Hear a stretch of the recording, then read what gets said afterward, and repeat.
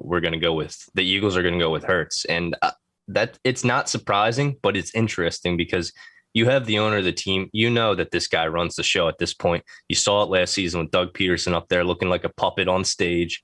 And you go now, of course, they have a rookie head coach. So you know he's not going to be calling the shots. It's Jeffrey Lurie's team. Howie Roseman is there too. But what's interesting to me is, and which is probably going to end up hurting the team, is you say that Jalen Hurts is your guy, and then say he doesn't perform well. Well, you're already looking for his replacement, and then there goes your relationship with him. The Eagles always ruining relationships. You see it now with Zach Ertz and his relationship with the team. Now, this is a guy who probably would have came back for a year if he wasn't on the Eagles team and just retired with the team. Now, I don't know if it's going to be that sweet of a goodbye for Zach Ertz.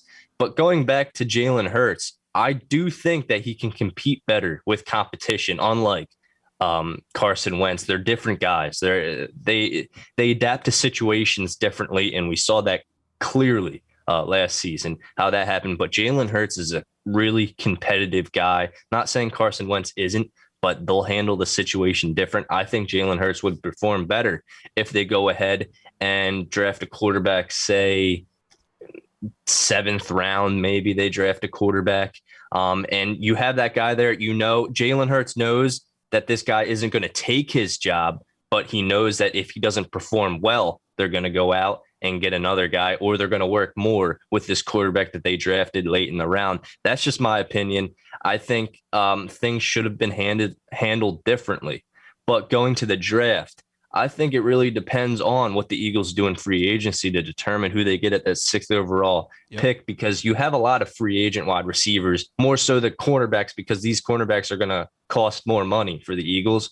And that's something that the Eagles don't have right now. So you go into free agency, you see wide receivers like, of course, you see AJ Green, T.Y. Hilton, and all those guys. Those are just for show for the Eagles. It's not realistic at this point. But you have like Curtis Samuel, Emmanuel Sanders, maybe, and guys like that who can have a role on this offense with these wide receivers who have barely even touched the football in their career. And then you got Goodwin, of course, as well, which I'm curious to see how he's going to adapt to this team. I think he could be an interesting part on this team. But then you go to cornerbacks, you have William Jackson, Shaquille Griffin, Xavier Rhodes is just for show too. I feel like that's not realistic at this point. But yeah, that depends. If you go and get a free agent wide receiver, I think maybe they could get Patrick Surtain at number 6. But of course, Max, I know you wouldn't be satisfied at that, probably when a wide receiver like Jamar Chase, or if Smith is reliable. But I think that it'll show which direction the Eagles are going into determining what they do in free agency. Yeah, I think you make a couple good points there. For me, one thing is the Ertz deal, and that is, I don't really want to trade Zach Ertz, especially even for a 3rd or 4th. I feel like he's more valuable to a team than that. You're going to need to surround Hurts with weapons. You guys have both mentioned that. One thing for me, if you look at the depth chart right now on this team, like, who is your number 1 guy? You know, I mean, that's what concerns me. At least on the defensive side of the ball, you have a guy that's kind of reliable. At least we thought, but should be more reliable than what he showed last year, obviously, with Darius Slay.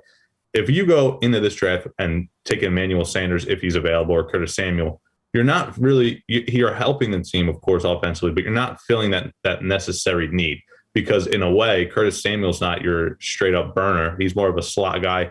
Saw him a few times with Christian McCaffrey hurt last year. He's actually taking carries out of the backfield. So definitely a really solid player, can be used in multiple ways. I don't know if that solves your problem as far as having a number 1 route runner on the outside, right? Because you still have an unproven Jalen Reagor. You still have you have a decent, I guess is the word to use, with Greg Ward. And then you have Fulgham, who knows? I mean, 4 games he was solid, and then wasn't used / didn't play well the rest of the year, whatever. It's ridiculous. Way you want to look at it. So for me, I think you have to go out there, and if you can't get, which we all know, a top tier wide receiver in that free agency, I don't think I'd be comfortable with signing a Curtis Samuel and then drafting a Surtain, even though they're 2 very good players. Don't get me wrong. Curtis Samuel's a very good player. He definitely stepped up last year with the Panthers. He showed me a lot. The Panthers they had a great core with Robbie Anderson, who played very, very well last year, first year under Matt Rule. there, Robbie Anderson, and then obviously Curtis Samuel, of course, stepped in and played with DJ Moore as well, who was a name I was blanking on there for a second. So they had weapons there. So I think Curtis Samuel would be a good addition to a team if the contract isn't too bad. But Surtain, we all know an Alabama product as a cornerback position would solve the other side of the field. And that just looks so pretty right there when you look at it on paper. Surtain on one side, Slay on the other side. So, of course, it would be hard to be angry at that. But the thing for us is that we all can kind of agree on is solving that offensive, problem. And if you're going to sit here and tell me, okay, you're going to build around Jalen Hurts, but your number one receiver is going to be Jalen Reagor, who didn't really do anything last year, was hurt, was banged up, had a couple flashes, but he's your number one weapon, especially if you trade Zach Ertz. I mean, if you trade Zach Ertz, I mean, you're in some serious trouble. Goddard's still reliable, but the thing I like about it is the scheme might change under Nick Sirianni. We know that the two tight end system was big with Doug Peterson. The scheme might change up, and the two tight end set might not be as a big of a point of emphasis for Nick Sirianni. So it might not hurt them long term if Sirianni is going to make it that far, because who knows with the way he speaks in front of the media, we'll say that. But again, I think Tanner and I, and even T, Surtain versus Chase or Smith, it kind of all depends on what we do in free agency, who we're able to even get. And I think if I'm sick and tired of putting a Band-Aid over the defense. I think that's where I'm at with Surtain, because even if they don't take Chase and they take Surtain, that's for me why I can't be mad at the pick, because you get a proven guy in there, and that's secondary. That's been a problem for us for years and years now.